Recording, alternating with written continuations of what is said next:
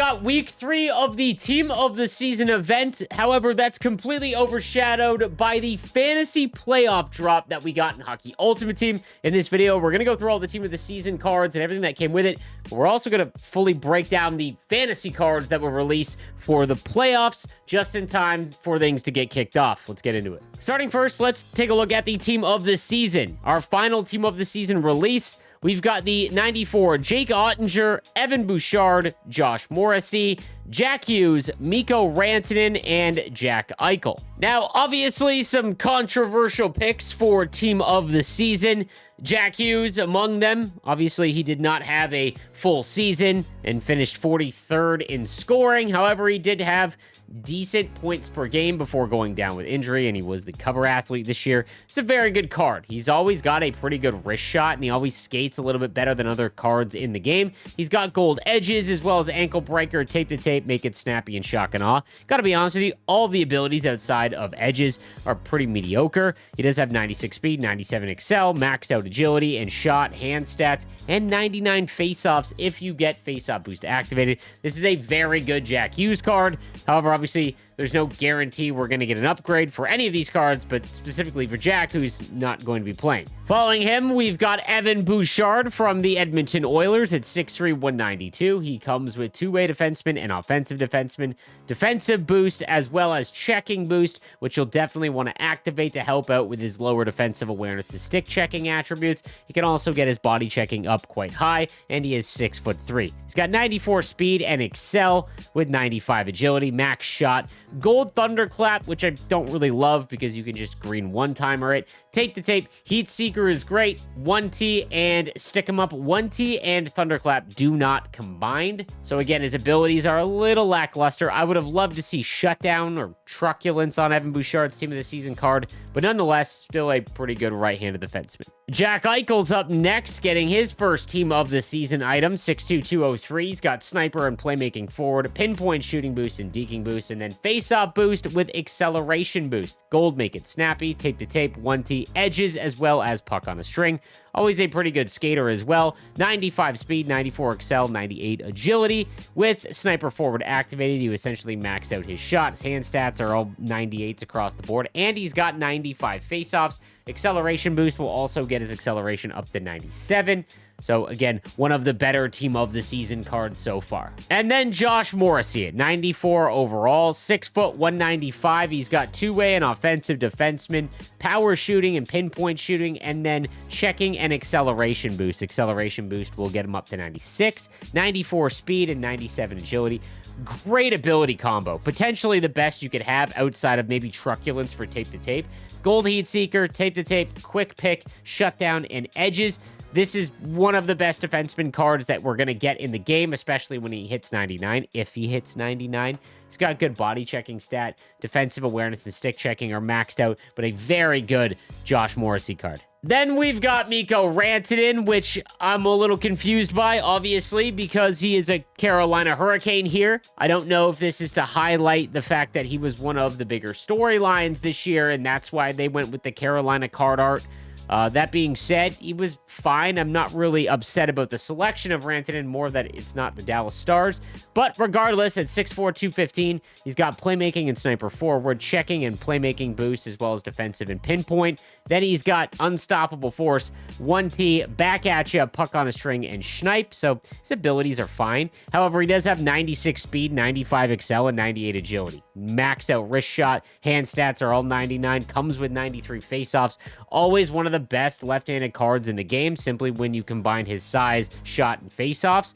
Doesn't just have to play wing. But I gotta be honest, no Pasternak or Nylander is pretty tough. And then lastly, the 94 Jake Oettinger. This is the best goalie in the game. Again, I've said this a number of times, goalies will never give you good value for the cost that they are going to be to make them. But if you are hut rich and you wanted a goaltender for the rest of the game, this Jake Oettinger is it. 99 speed, he's 6'6". Jake Oettinger cards are always among the best in hut. This would be the one to make. Now, the biggest news today, however, in my opinion, is that the Stanley Cup playoff fantasy hockey cards are now in the game. Every team of the 16 that made the postseason all have a representative, and every time they score in real life, they will go up +1 overall for the duration of the playoffs. I got that confirmed by Yay. So there is going to be a lot of predicting as well as just exciting cards to pick from because these are all pretty good. They start at 93. So obviously with 6 goals, they will get to 99. So let's go through these fantasy items. We'll start first with the team that I'll be following throughout the postseason. Hopefully it's not just for a week or two.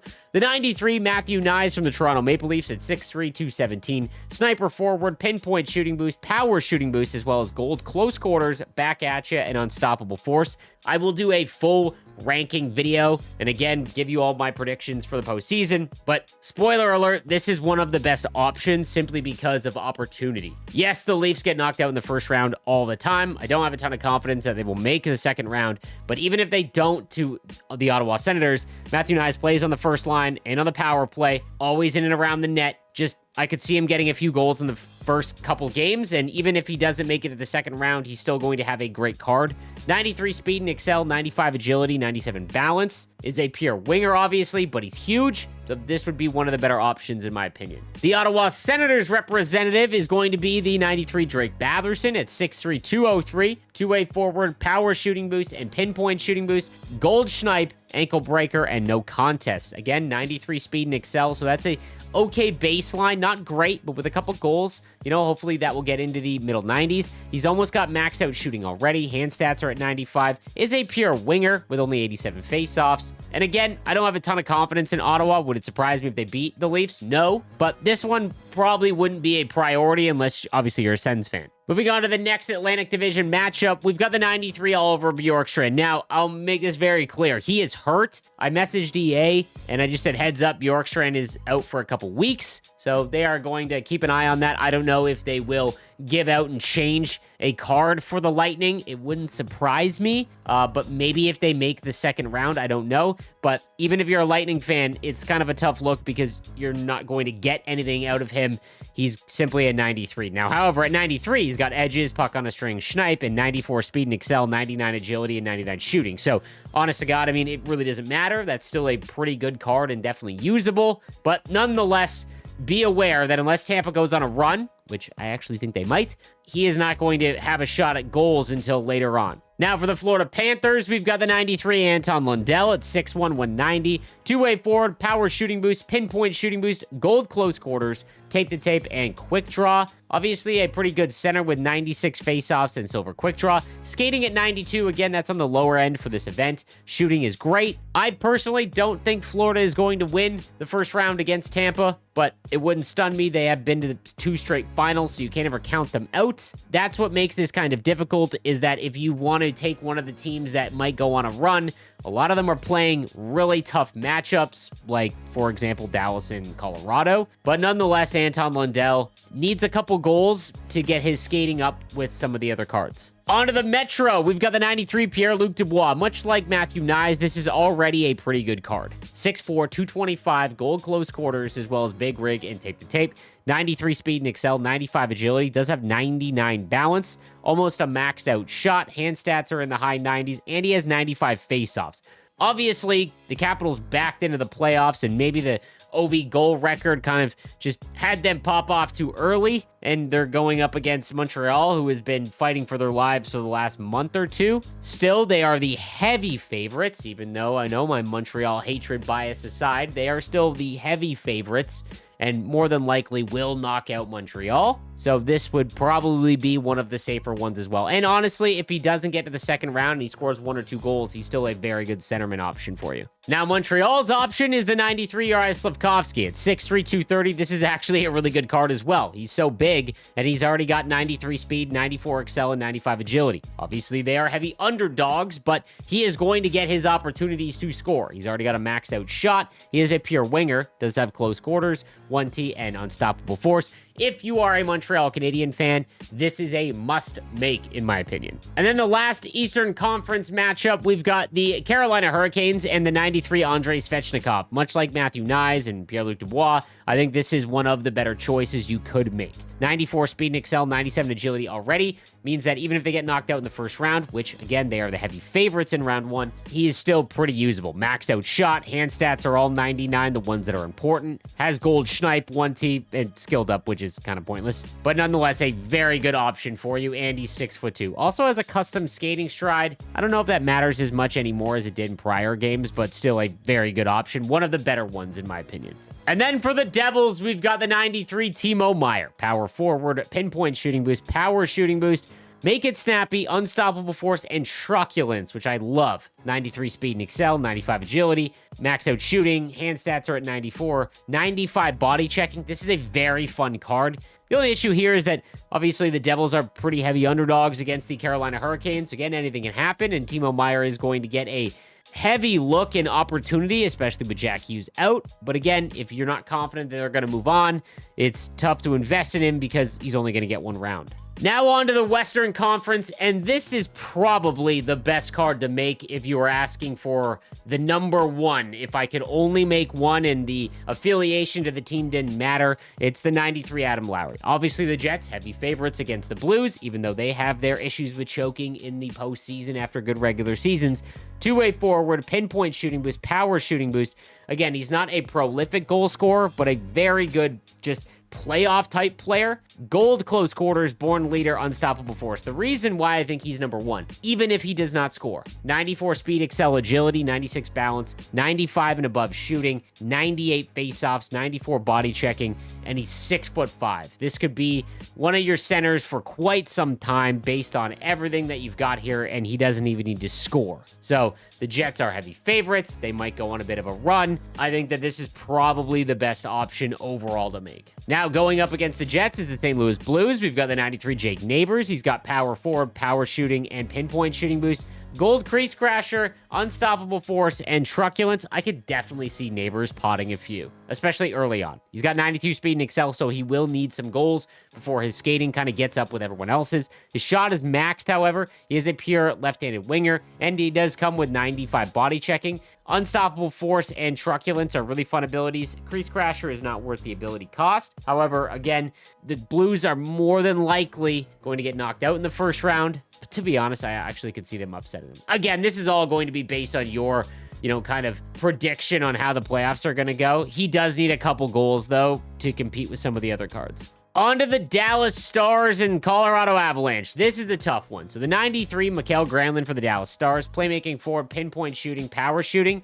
Gold make it snappy, third eye, and puck on a string. Honestly, the worst ability combo of any of these cards probably. Does have 94 speed, 93 excel, and 99 agility. Almost a maxed out shot, almost a maxed out hand stats, and 92 faceoffs with 90 body checking. Is a little bit smaller. This is tough. And it's not because I don't think Dallas could win. I think Dallas could honestly go to the Western Conference Finals. It's the fact that their hardest matchup is more than likely going to be in the first round. And if you invest, you're really shooting your shot, which makes it pretty difficult. This is already a pretty good card, however, in the Mikael Granlund. Now, if you have a lot of resources, one of the things you could do, because Granlund isn't bad as is invest in both players from a series. That way you're guaranteed one of them to move on. The 93 Brock Nelson, 6'4", 210, power forward, pinpoint shooting, power shooting boost, 93 speed and excel, and 95 agility, good shot, and 95 faceoffs. Does come with gold close quarters, quick draw, and unstoppable force. Again, the only issue here is that they're going up against the Dallas Stars, who are kind of backing into the playoffs. Robertson doesn't look like he's playing, maybe, so I think that Colorado is probably going to win, but nonetheless, it is a very hard matchup in the first round. On to the Vegas Golden Knights. We've got the 93 Brett Howden, 6'2", 200, grinding forward, pinpoint shooting, power shooting boost, gold crease crasher, magnetic, and no contest. I apologize. Brett Howden has the worst combination of abilities in the game. 92 speed, 93 excel, 98 body checking, and 95 faceoffs. But probably the worst option, but Vegas, I think, will have one of the easiest matchups in the first round. And I think that, again, they're poised to go on a bit of a run. It's just, I don't know how many goals Brett Howden will score, even if they go to the conference final. For the Wild, we've got the 93 Marco Rossi at 5'9", 182. Two-way forward, pinpoint shooting, power shooting, gold, make it snappy, third eye, and puck on a string. 95 speed and excel, 96 agility, so one of the best skaters right out of the gate. A good shot and hand stats, does have 96 faceoffs and 92 body checking, even though he's a little bit smaller. Again, I don't have a ton of confidence in the Minnesota Wild. I think next year they're going to be very, very good, but I think that they're probably going to get ousted by the Vegas Golden Knights, so unless you are a big Wild fan, I probably wouldn't invest in Marco Rossi. And then lastly, for the LA Kings, we've got the 93 Trevor Moore. He's got playmaking forward, pinpoint shooting, power shooting boost with make it snappy, wheels, and elite edges. 94 speed, 93 excel, 99 agility. Already has basically a maxed out shot. Hand stats are at 97. Is a pure left-handed winger. The Kings and Oilers series is pretty tough as well. Obviously, I don't know how anyone could have faith in the Oilers losing to the Kings. It's been 3 straight seasons, but if there was a year, it would be this one. The Oilers look like they're absolutely just broken, and the Kings have had such a strong season, but it's just like the Leafs. Like, I won't believe it until I see it. And then for the Oilers, we've got the 93 Victor Arvidsson, 5'10", 185. Sniper forward, pinpoint shooting, power shooting with gold crease crasher, no contest, unstoppable force. 94 speed, 93 excel, 99 agility, maxed out shot, hand stats are great, is a pure right-handed winger. Even if the Oilers make it on, I don't know how many goals Arvidsson's going to get. He has obviously been a playoff performer before.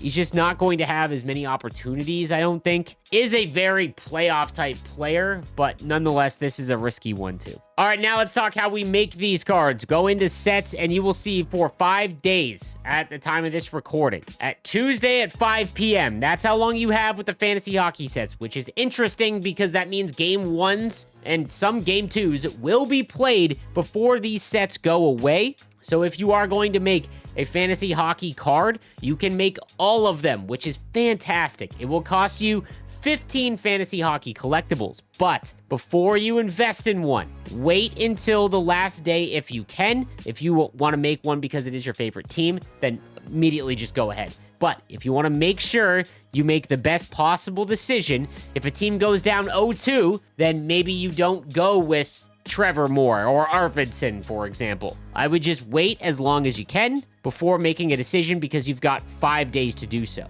Now, 15 fantasy hockey collectibles. It's not as expensive as you think. So how we make these fantasy hockey collectibles is it's going to require 389s for 3 fantasy hockey collectibles. So it's not team of the season where it's 91s. 89s will get you 1 for 1. So every time you trade in an 89 and above, you will get 1 fantasy hockey collectible, but you have to do 3 at a time, which I don't really understand. You will get 2 fantasy hockey collectibles for trading in 87 and above. You will need 5 of them. And then lastly, we've got 1 fantasy hockey collectible.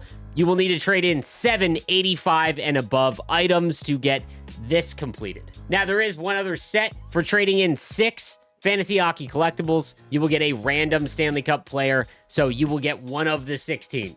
Wouldn't recommend doing this unless you get to Tuesday and you're not going to be able to make one that you want for 15. Okay, I would try and hold off this because you might get Marco Rossi, and again, no disrespect to the Wild fans, but obviously don't have the strongest odds of going on a run. But nonetheless, I would wait and make sure you can't make one of the ones that you want specifically. I do want to point out that because Team of the Season is still going on, that we will be getting the daily free pack. This is very important because you will get the 5 collectibles like you always have throughout the event. And why this is important is because it is time to simply just move on. Oh, nice, tied to Landry.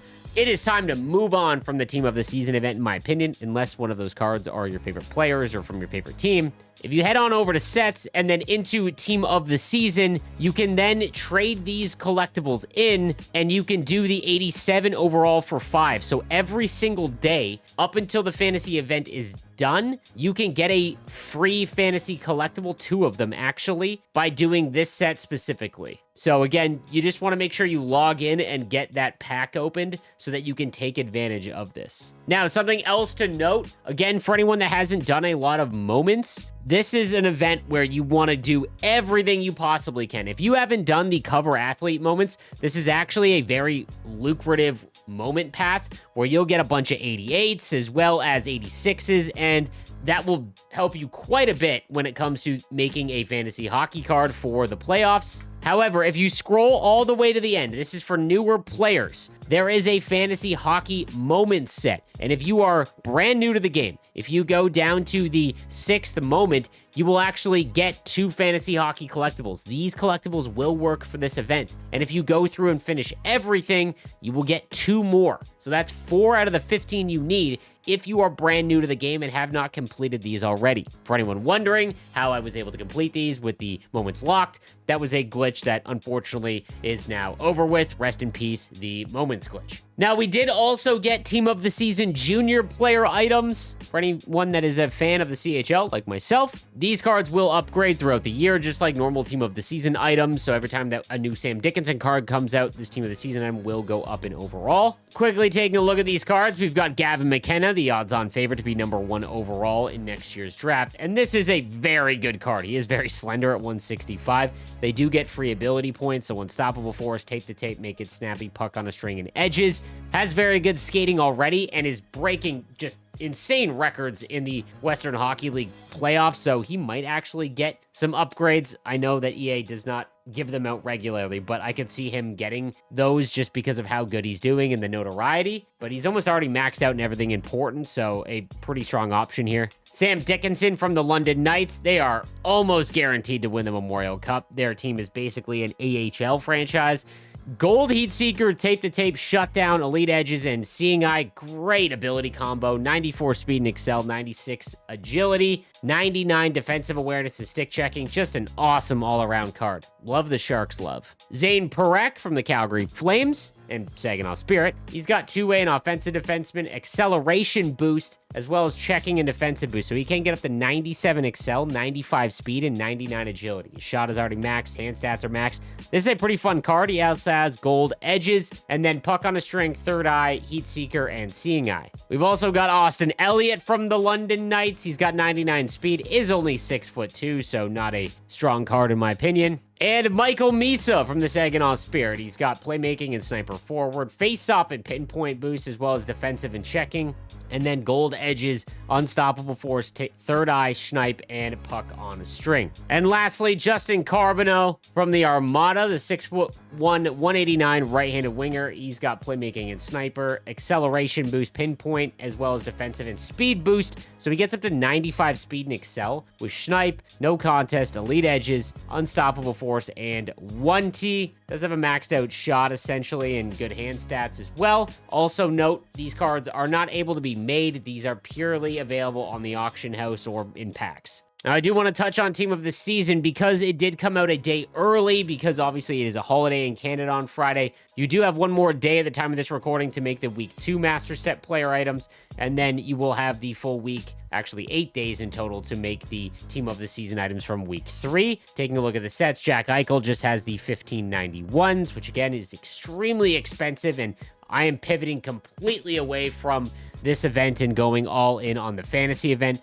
If you really have a player you want to make for Team of the Season, there's no guarantee that these cards get upgrades. EA has to give them out. Fantasy cards, they got no choice whenever they score. Now, the 94 Jack Hughes trade in here, where you trade in the 94 Ultimate Cover Athlete and then 11 91s, the math on that one isn't mathing. This is a terrible value. I'd probably just rather stay with the 94 Jack Hughes. We've got the Morrissey, again, no other trade in there for Josh Morrissey. Evan Bouchard, he doesn't have one, so it's just a 15. And then lastly, we've got Jake Ottinger, which again is just a straight up trade in. So I'll have a full breakdown on my predictions and who I would go after from the fantasy hockey event. It is honestly the best playoff type event that we've gotten, so huge props to EA for that one. Team of the Season, not really big on the selections, but it is what it is. I'll see you guys next time. Have a good one.